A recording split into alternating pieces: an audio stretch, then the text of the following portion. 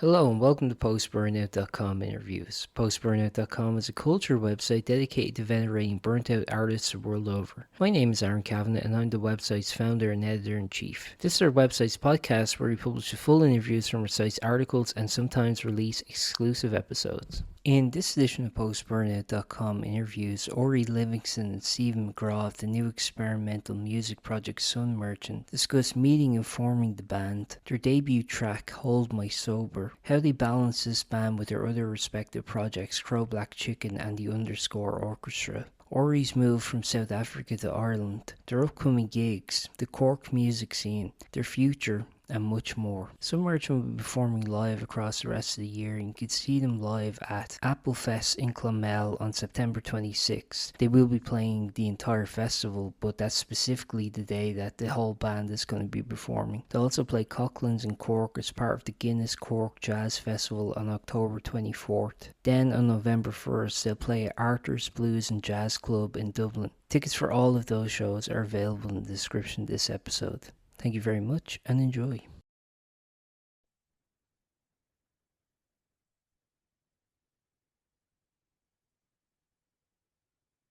Hey, how's it Hey, going? You alright? good mate. How are you, Aaron? Very well. It's nice to meet you. How are you? Oh, I already have to. I'm just talking circular now. Yeah, yeah. No, nice to meet you, mate. I Right on. yeah, thanks Um, for setting up the call. it will just be us, or is Stephen joining too? I'm sure Stephen's joining. I'm actually surprised I'm here first because I am usually the last, and I was No busy fiddling with worries. microphones and things. I did a vocal lesson with Stephen's partner Rebecca, who's a vocal teacher yesterday, Hmm. and I was fiddling around with this SM57, 58 actually, and couldn't get it right and flipping, picks up background noises and stuff. And then I realized I have this from work. Could have just used it the whole time. Perfect, man. But yeah, on Well, that note, actually, is this clear? Is this clear for you? It should be pretty clear, I guess. it's perfect for me, man. Let's if Stephen joins in, that's great. But let's start with you then. Let's get a little bit about your background because it's quite interesting, isn't it? As how you kind of got to where you are as a musician. So. Yeah. So I'm originally from South Africa, and I learned to play guitar. Well, started playing guitar when I was about 9 or 10 years old, and yeah, so it's been quite a long journey, almost 20 years. Um, and yeah, so I started playing in bands from like 12 or 13 years old, just high school bands and stuff like that, local in Durban, South Africa. That's where I'm from. And yeah, I was always kind of into alternative rock and hard rock, kind of like the typical AC/DC, Guns N' Roses, Audio Slave, and that kind of stuff. So that's what I was growing up on. And yeah, I did a lot of gigging back in South Africa, with bands, obviously, and also as a solo acoustic artist. That was kind of later on when I was getting into my late teens and early 20s during college. So I would have done just an acoustic guitar by myself and kind of alternative rock songs, but with some like soloing in between, just playing over myself. And did a couple cool gigs doing that. I played at a venue in Durban called Open Strings, which was like a quite an interesting kind of local startup venue that used to get other South African artists in to headline, and then have young guys like myself to open the act. So from that, I was able to open for, you probably wouldn't know them, but I know Stephen knows Dan Patlansky. He's kind of big in the blues rock scene, and Arno Carstens, who was um, big in the kind of Afrikaans and English um, pop rock scene, I could call it, I guess.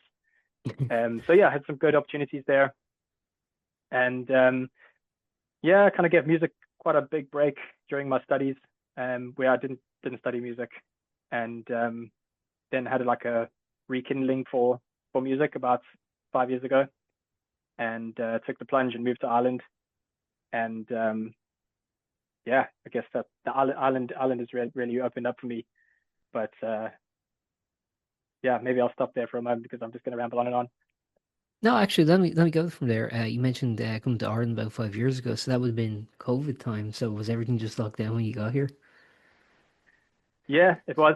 Um, Ireland, coming to Ireland during COVID was quite a challenge, and yeah, the first couple of years was very isolating, and I suppose I used a lot of that time to write a lot of music, and I have a whole catalog of stuff that is written but not really progressed, and part of the formation of Sun Merchant from our perspective was just definitely to try and bring that old music that I wrote during COVID into a band setting, and it was written more in terms of a singer-songwritery type arrangement. So having a band is great to be able to kind of bring those songs completely into a different direction, and yeah, take on a new life form. So that's been fun with this project anyway. Um, but yeah, during COVID was pretty mad. I actually started going to open mics at the Brew Bar, which is in Cork City, and that's where I met quite a lot of people that I play with and kind of part of the local scene here in Cork. And then I actually started my own open mic at a place called Atlas Bar, which was off Oliver Plunkett. I forget the road now. It's at Marlborough Street, and that kind of drew people to me then, rather than me going and trying to Sure. find groups and find open mics. People were now coming, and that's when it really started to snowball and meeting lots of people, forming new groups. Um, so yeah, I've been playing in a band since kind of that era with a guy Jorge Kachmari whose band is the Underscore Orchestra. Is quite well known in Cork, and yes, for the past 3.5 years, I guess, I've been playing in that band as well, which has been a great learning for me, and I'm still playing in the band, so that's a nice project that I'm doing as well. How'd you find the Cork music scene? Because like it's really blown up lately. I know it's like it's getting a lot of traction. Definitely. Um, my impression when I first arrived was that there was a lot of singer-songwriters. I think that was only just because I came in during COVID, and a lot of the performance aspect of music in Cork was through live streaming. There was this service, these guys who started this live streaming recording thing. I don't know how you describe it, but called Troubadour Distillery, and a lot of singer-songwriter type musicians would have gone there, and that's what I would have been exposed to, not having seen any live music because it was not happening at that time. And then when it started opening up, I realized Cork is amazing. It's got jazz music nearly every night of the week and all across the city. There's rock groups. There's great cover bands in Cork. Playing pretty cool stages, and there's all sorts of other scenes that you kind of find along the way, and a lot of stuff is not super flashy and advertised, but if you know the right places to go, the right people to talk to, you realize how dynamic the scene is. It's actually brilliant. Yeah. You're talking actually about starting your own open mic night. When would that have been? That was 2021. So it was a year into COVID, I guess, and yeah, I think it only lasted 4 nights because Okay. um, yeah, there were so many changes happening with that period of time, and they Yeah. weren't sure if they were gonna, you know, keep operating. And I think since then they've actually changed owners and names as well. I don't think they're called Atlas Bar anymore. But yeah, it was enough time for me to meet people and get introduced to the scene. So very grateful for that small little period of my life. So, well, let's get some more personal questions then, I guess. Sure. So you mentioned when you were working the Cork scene then for a while, how do you find like the overall scene now that's kind of picking up traction, I guess, like now that like a lot of the big bands are kind of, it seems to be getting a lot of attention. Is that noticeable in the city for you, or are you kind of like divorced from that, or how do you feel? Yeah, maybe somewhat divorced from it in a way. Um, but I guess there's, as I said in the beginning, that it is quite a big scene. So I feel like there's a lot of parts of the scene, a lot of aspects and niches and things like that that I haven't really even connected with. Um, I guess I probably would have crossed paths with a lot of people who are, hey, Stephen. Well, Now, lads, see again, Stephen, how have you I been? assume you're just doing a one-on-one, a one-on-one podcast, but I can jump on for a minute to answer Yeah, whatever. absolutely. I was just gonna ask, like, we're just talking about the Cork music scene a little bit. Um, Yeah, did you want to just finish up there, or just about like Yeah, the traction it seems to be getting at the moment? yeah. Like I think it's really driven by the enthusiasm that is coming through from all levels. So like not just people who are established and people who are gigging all the time, but people who are maybe working on groups where it might be working towards their first gig, or if they've done gigs before, it might be working towards their first show that they put on at Yeah. the Roundy or something like that, where you're responsible for all the advertising. So people are doing up their own posters, and you walk around Cork, and there's just like handwritten posters and all this. You can kind of feel the enthusiasm because people are putting in that effort and really trying to get you to their gigs. And I do my best. Like I think I've been, as I said, a bit divorced from it only because at the moment I'm living far out from the city. Well, far out, 35 minutes, but enough In to Irish context, that's far out. in Irish context. So unless I'm actually gigging or the gig is at like a reasonable hour, I'm more than likely not to be in the city like for the entire Gotcha. day and then the entire night. Um, so yeah, I kind of these days I'm going kind of in and out for gigs or in and out for appointments and meeting people. But I definitely hope to support the gigs like I was a couple of years ago. Like I said, I was really really involved with the open mic scene and stuff, and it's definitely one of my goals to get more into the scene and to attend people's gigs. As I said, the people who are running around sticking up posters and stuff, because there's a really great energy in Cork, honestly. And then you and Stephen actually met in Cork, so I was wondering like if you could talk about that, like how you guys actually kind of met for the first time. Yeah, Yeah, um, I'll just. go for it. I don't know if you can hear. You probably can't hear the baby anyway. He's just No, no, it's crying. grand though. Yeah. Well, Sorry to disrupt you, by the way. I no, apologize. no, it's grand. It actually worked out well. He's grand there. Yeah. Was Rebecca, my partner, met Ori at a jam session. I was looking for someone to play up my master's recital, and I was kind of at an end. And she said, "Oh, this guy was at the jam. He's really good." But I'd already tried a few people, and they didn't even turn up. Like it was like I was getting stressed. It's like, oh, hope he is good.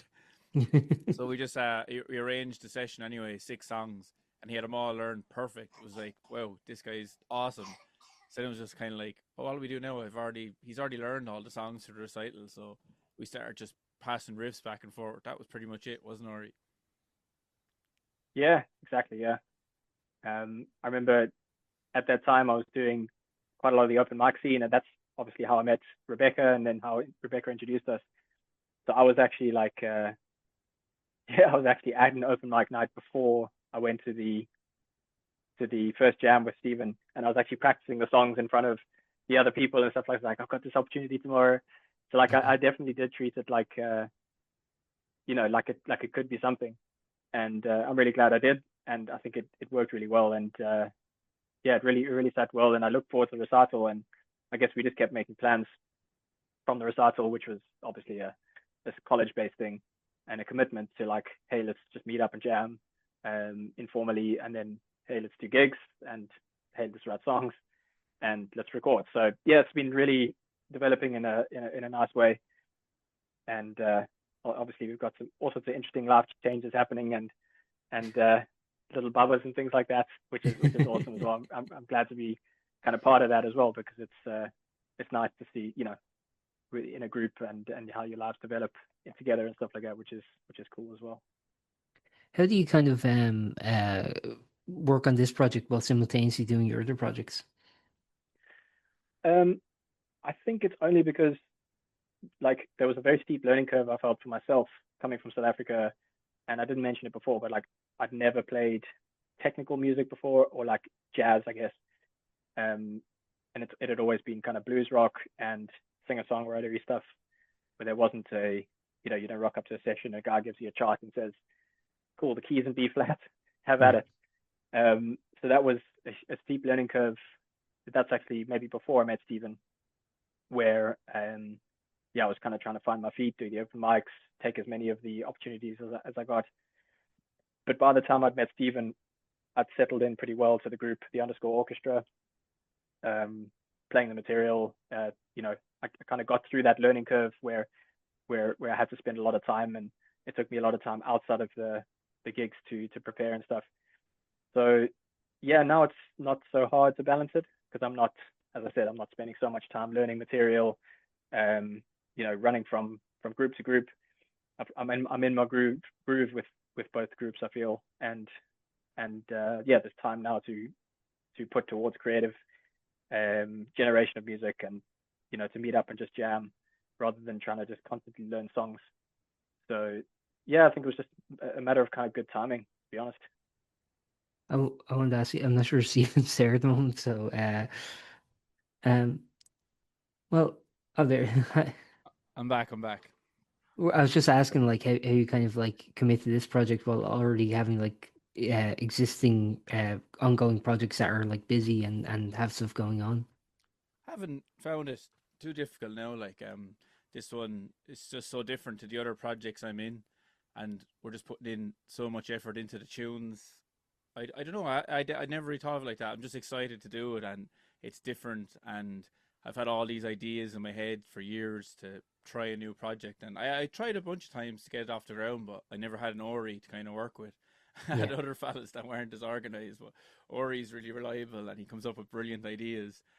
And so it's just been easy. It's just been so organic. So sure, even for the recital, we did two originals, and we were only supposed to really do like covers, but they just started coming easy. And actually, we've got too many ideas. Really, like we've got an album's worth of songs, and we're still writing new songs. We're like, oh, I don't know what ones we're going to put on the album. We're just like working away. Like, but the single we're super happy with. Like, it sounds absolutely epic. But it was 3 years ago we recorded it. Like, so there's been a Oh, lot of really? water under the bridge since then. And Evan, the drummer, has moved to Australia. So that kind of, we lost a bit of momentum when we lost Evan. And now we've got Jamie full time as our drummer, and we're writing new songs with him. So I don't know what we're going to do really. Like the album, we do want to do an album, but maybe singles for the time being, and just do more live gigs because we kind of changed up our sound since in the last few years. I don't know if you were talking to Ori about learning the oud. So he's got the oud now, and sure, I have a double bass in my shed gathering dust. So I was like, I'll play the double bass, and we did a gig at a festival in Clonmel when next we meet, and we did like we started with rock songs, then we did a middle set of acoustic of double bass oud, and Jamie had some djembes and stuff, and people just loved it. It was really cool vibe, like, so we're just gonna keep going in that direction, probably, Ori, won't we? Yeah, exactly. Yeah, we haven't even spoken about the interesting. I put the instruments up there just so that you can see. I don't know if you can Yeah. see it so well, but yeah, that's a new instrument that I'm learning. And again, because of the way that our project is set up, where we're very open to things, we're not we're not trying to necessarily drive a certain direction to say this is exactly what we want to get out of the band, and anything that veers from this is we need to throw it out because we need to have a specific sound. So yeah, the guys put up with my random choice of instruments coming out of the woodwork. But yeah, I've been playing it for about a year and 3 months now. Yeah. And I was actually over in Greece in March at a masterclass taught by a fantastic oud player called Dimitri Micheles at Labyrinth Music School. So I was able to really sink my teeth into that. And there's a couple oud players here in Cork, and I guess Balkan music enthusiasts and just general world music players. So I'm able to kind of hone that skill with other people as well and bring that to the band, which is yeah, I think that's what we're very excited about at the moment. Was there a particular christening of some merchant, or was it just kind of like, oh, I guess this is a thing now. I guess we gotta call it, give it a name. I don't really remember, so that probably answers your question. Uh, yeah, like, Sorry, Stephen, you're mute. oh, you're on mute, I'm yeah. back now. Yeah, my Colin did our art, had a band from Zora. Colin Bulger had a band called Sun Arrow, and I Yeah. kind of wanted to steal the name. No, he had a song called Sun Arrow. I was like, I love that, this the idea of having the word sun. So I just kind of knocked around a bunch of ideas, and then Sun Merchant came with it, like. So yeah, we've got he did the art for the single and the album. We've the album art done. We've a T-shirt. I'll send it on to you. It's really cool. The design. So Sun Merchant, we're happy with now, and it's kind of there. Ori's wearing it there, so it looks Yeah, Colin really Bolger epic. designs, Oh, that's really, really sick. good prints. Yeah. So we've loads of plans, like, so this is just the start of it. We've got a full set. We've got our first gig, proper Sun Merchant gigs now. The festival was the first proper one, and we're doing Apple Fest in Clonmel, and we're doing our first Dublin gig in November. Lots of plans, like it takes ages to get these things off the ground, but I think once we get the first single out there, we'll have the momentum, and we kind of learned a lot from it. Well, me and Ori recorded all the bass parts, vocals, and guitar ourselves, like, which was a slow process because we were learning it and we had to buy the mics and figure out what we were doing. But now we kind of know what we're doing more, Ori, don't we? Like, and Jamie is on board to record more demos, and we did some recording with him already, so we might release those songs. But we kind of have a process down now, like where we can maybe a bit quicker. Well, not it won't take 3 years anyway. Maybe 6 months or whatever, like to Yeah. get tunes out there. And we made a video, so I think we're doing pretty good, all things considered. Like how crazy life is, but for me, I'm just excited about it. It's really fun, and or it's exciting playing with Ori and Jamie. And Ori brings such mad ideas, like with the oud, and he's a very musical player. Like I'm a rocker, really. Like, so even today, I was like, I wanted to explain, and I'm good at theory, but I don't think about theory when I'm writing music. I just write it, and I might retrospectively figure out how the song works harmonically. So I was just asking Ori, what's going on in this single that we released? Like, how do I explain to people on the internet what we're doing? So, because he's really good at theory side of things. So yeah, I don't know. Does Ori think about theory as much when he's writing? I definitely don't. It's just like a feel thing. Yeah, I think, yeah, I kind of like, for the first 15 years of playing, I definitely didn't. And I didn't have any really real background in music theory or any formal training. But being in Cork, as I said, like meeting people who are just flipping amazing players, very technical players, and also people who are very like studied, very learned in their instrument. I think my brain is moving more towards that in some ways, just from the influence of who I'm hanging around.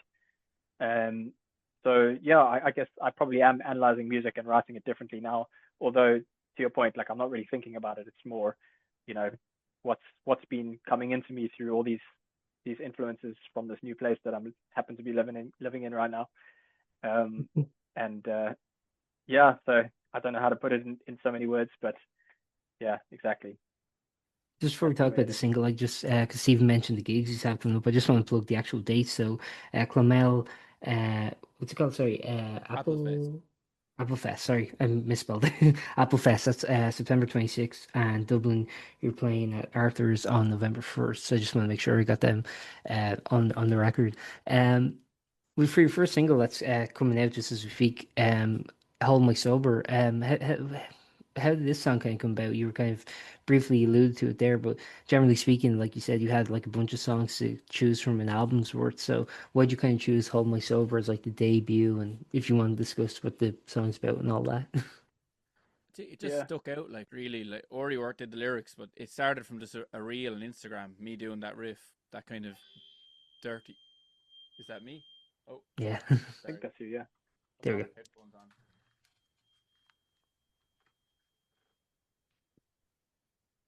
All good. Okay. Sorry probably about just that. changing the. Oh, all good. You're a bit soft now, but it's there's no feedback anyway. How am I now? That's all Okay. right.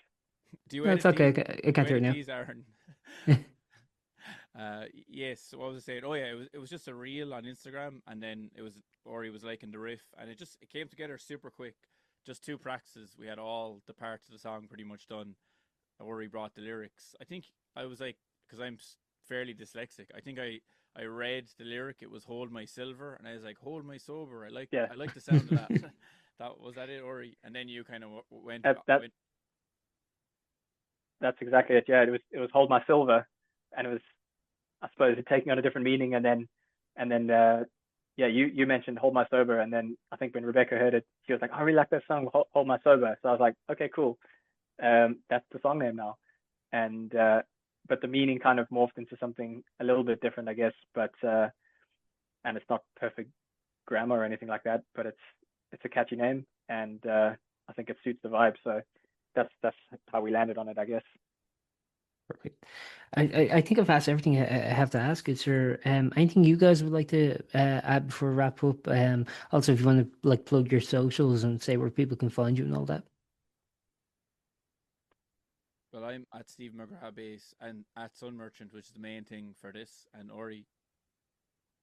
Yeah, I guess I don't even know what my Instagram name is. It's probably just my name, Ori Livingston, or Livingston Ori. I think it's the other way around. Um, and yeah, same socials, same links, all of that good stuff. Yeah, And we've yeah, lots of stuff well, planned to hopefully put up. hopefully see you guys at the gigs, Yeah, the next couple of gigs we'll have coming up. lots of stuff planned to put up for the single. We're making loads of I know people hate the word content, but it's some cool stuff. Like we've got like Ori showing what the solo is. Then we're talking about the meaning of the song and a mix breakdown. And I'm in the DAW, like showing all the different tracks and how we recorded them and showing each little what every little guitar part is doing and breaking down the microphones and stuff.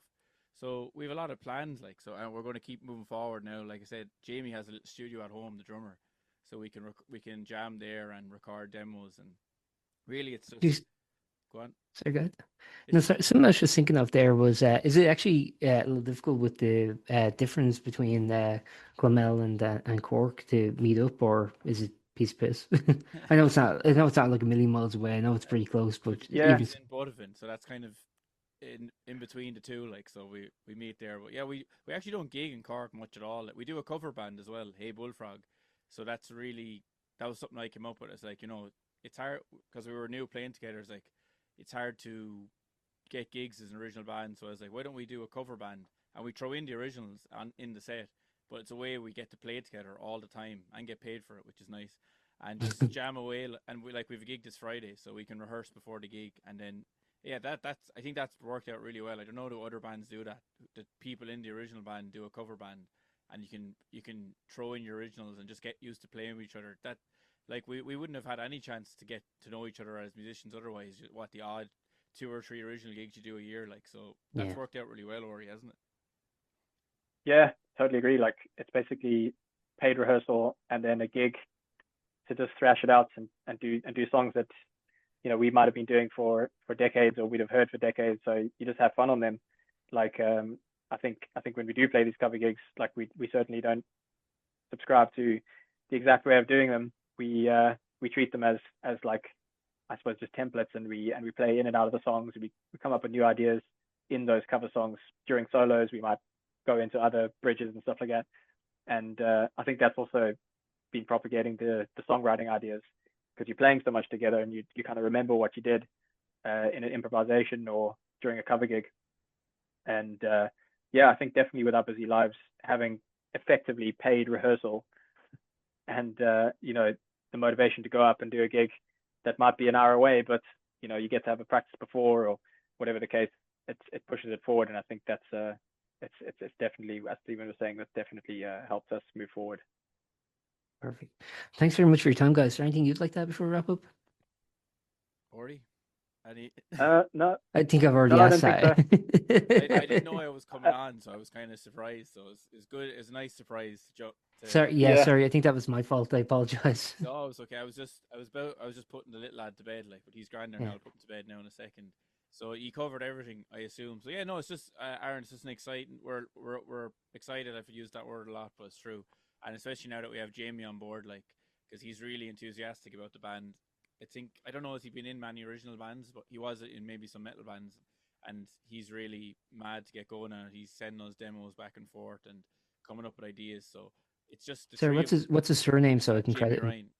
Jamie Ryan. So the Perfect. three of us are kind of just driven to get it done now. And um, Ori was listening to a bit of Gojira. You were when you were back in South Africa recently, weren't you? And your mate was yeah, playing some metal for it. And I'm a massive Gojira fan, so maybe I'd love to get some of that stuff in there. And Jamie's a big metalhead, so Ori's probably the least metalhead in the band. So definitely. you've been listening to a bit of good stuff while you've been away. So I love that kind of modern metal, Mastodon and Gojira.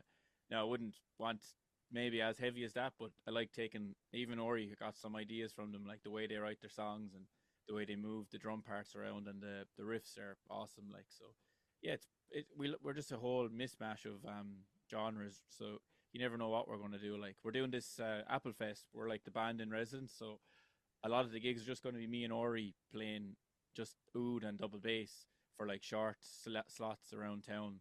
I think we're playing 2 gigs every day: Thursday, Friday, Saturday, Sunday, and then the Friday is the full band. So like we're fairly versatile that way. So I hope people are not disappointed to go see us sometime and they get the oud double bass and expect the rock thing, and the other way around, go to see the Exactly. oud thing and they get the rock. But we're kind of just doing what we want to do at this stage in life. I don't really give a shit like with music, and Yeah. I think people are responding. The few gigs we've done is kind of mad. We did 2 proper gigs in the last year, or we did one Yeah. fully acoustic with a fiddle player. People loved it, and then we did the full rock gig, and they liked it the same. So I don't know. They seem to be okay with it. They're not like throwing rotten fruit or whatever. Like, That's all you can ask for. yeah, Actually, at yeah, least rotten fruit is soft, so it's not too bad to get yeah, belted with. yeah. So It yeah, stinks though.